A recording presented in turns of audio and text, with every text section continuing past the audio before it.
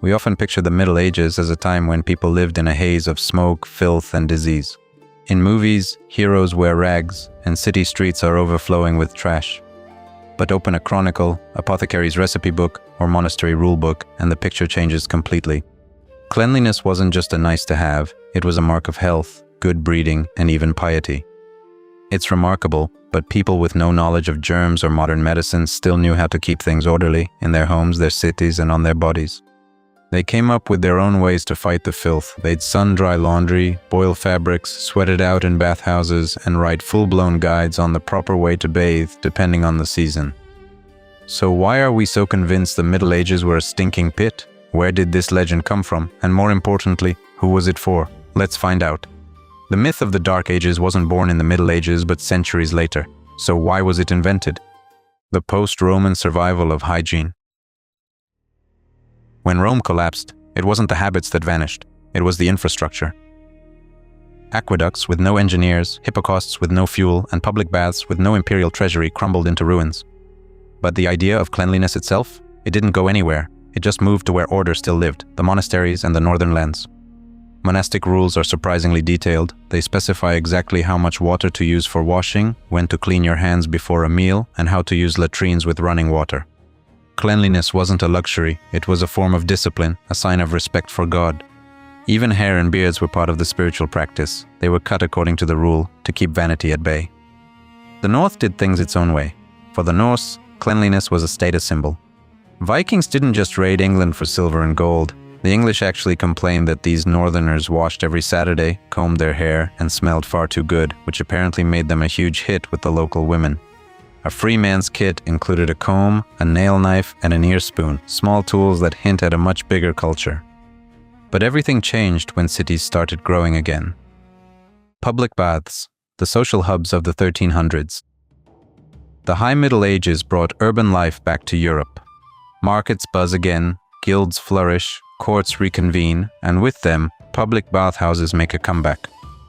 In England, they were called stews. In France, étuves. In Germany, Badstuben. These weren't just places to get clean, they were social clubs. People ate there, played dice, talked politics, and made deals. The bathhouse was what coffee shops and bars are for us today, a place to trade gossip and influence. In German towns, architecture teamed up with industry. Sometimes waste heat from bakeries was used to warm the water, and they'd build drying lofts for laundry right above the baths. People steamed themselves with herbs, rubbed themselves with oils, and if you had the status, you could even book a private room. Men and women often bathed together. Back then, it seemed natural and didn't really bother anyone. Laws tried to stop it, but it was pointless, until the city started talking about new diseases and a new kind of morality. Doctors began to suspect the baths of spreading sickness and preachers of encouraging loose morals. But surprisingly, neither of these things could kill the bathhouse culture. It wasn't a Puritan ban that did it, it was nature itself. Why water became deadly? The 14th and 15th centuries were a trial on every front. The plague decimates cities. Syphilis throws the very idea of intimacy into question, and the Little Ice Age makes the climate bitterly cold. Doctors start to get suspicious. A hot bath, they thought, opens the pores, letting in the miasma, the poisonous air of disease. So, what was seen as healthy one day becomes a cause for alarm the next. Then there's the economy. Firewood gets expensive, forests are thinning, heating a whole bathhouse becomes a luxury. Europe didn't stop wanting to be clean, it just changed tactics. A new idea emerged: textile hygiene. Don't wash dirt off with water, soak it up with linen. The whiteness of your shirt becomes the new measure of a clean body. Linen, it turns out, is a surprisingly high-tech fabric. It wicks away sweat and oil, survives boiling, dries in the sun, and serves as visible proof of your status. The whiter your linen, the cleaner you were, and the higher you stood in the city's social order. While Europe learned to be clean without water, the North perfected cleanliness with steam. Global hygiene, from hammams to steam. Medieval hygiene had no single rule book. Europe was a mosaic of different habits and technologies. In the southern cities of Italy and Spain, hammams were still going strong, heirs to both Roman baths and Islamic traditions of cleanliness. In the distant Crusader states, knights encountered aromatic oils, soothing massage, and even remarkably primitive plumbing with separate taps for hot and cold water.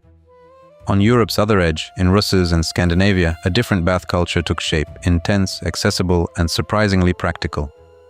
The Russian black banya was a harsh sight, a room filled with smoke, walls caked in soot and resin, the floor groaning with heat. But that was the point. The smoke, the resins, and the searing heat created an environment that was hostile to parasites and germs. The thick steam helped women in labor, soothed aching joints, and fought off colds, long before anyone had coined the word antiseptic.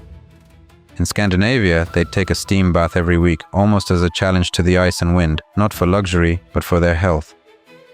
But real filth isn't about smell or sweat. Real filth is the city.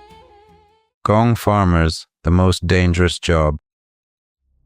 A medieval city wasn't just a jumble of houses, it was a living thing trying to protect itself from chaos. It had an immune system. Scavengers collected the trash. Rakers cleared the ditches. And sergeants of the drains made sure people didn't turn the streets into sewers. If you threw your slop bucket out the window, you'd better be ready for a fine or even public humiliation. Then there were the nightmen, or gong farmers.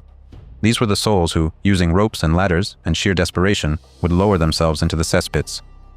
They were mining for night soil, a thick, rich mass that would be turned into fertilizer.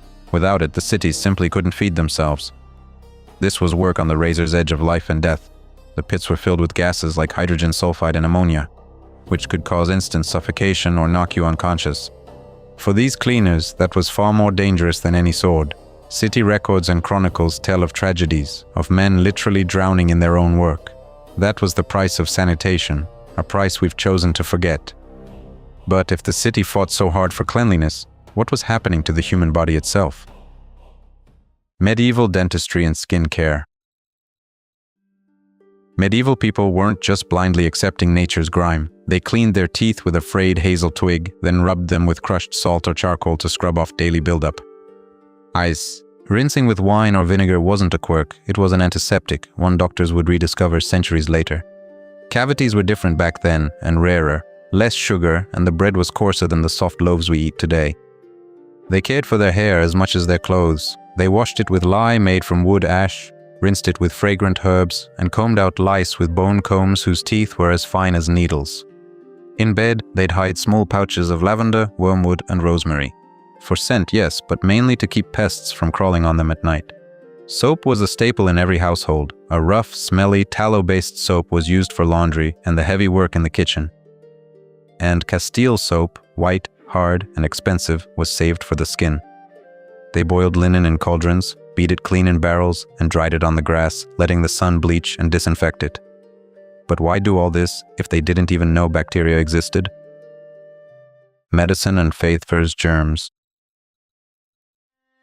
The theory of humor saw the body as an alchemical vessel. 4 fluids, blood, phlegm, yellow bile, and black bile, had to stay in balance. Any imbalance meant sickness. Any cleansing was a path back to health. Washing wasn't just a simple ritual, it was a serious medical procedure. Warm water soothes the liver, cool water calms the heart. The Salerno Codex, an early European medical guide, advises washing in the morning, cleaning your teeth, airing out your rooms, and always avoiding stress. Even mental hygiene was seen as vital prevention too.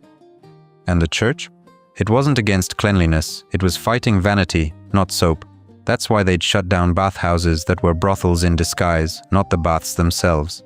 Asceticism was revered, but as a feat for a holy few, not a rule for the average person. If both medicine and the church supported cleanliness, where did the myth of the filthy Middle Ages come from? Who invented the unwashed legend? The 2 Baths in a Lifetime story is a classic case of court propaganda, personal spite, and political scheming packaged as historical fact. But that's just the first layer. The idea of an unwashed Europe really took off in the 19th century, fueled by novels, caricatures, and travelogues. Paris and London were painted as theaters of filth, all to make the modern era seem much more civilized by comparison.